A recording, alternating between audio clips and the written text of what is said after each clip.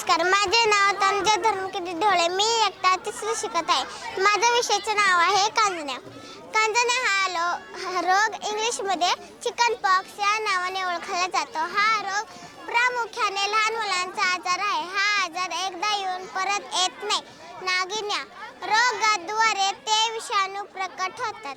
हा आजार व्हेरिसेला जोस्टर विषाणूमुळे होतो.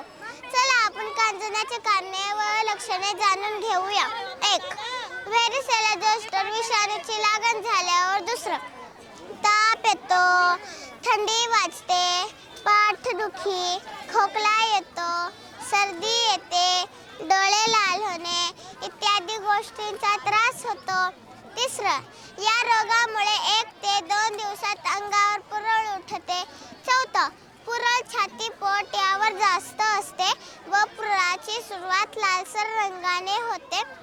चला आपण नंतर पाणी भरते, त्यानंतर पू होतो व त्यानंतर खपली धरली.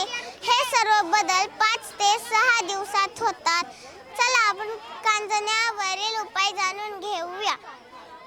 हा रोग विषाणूजन्य असल्यामुळे मुख्य करायचे असेल एवढे बोलून मी माझे भाषण संपवते. धन्यवाद.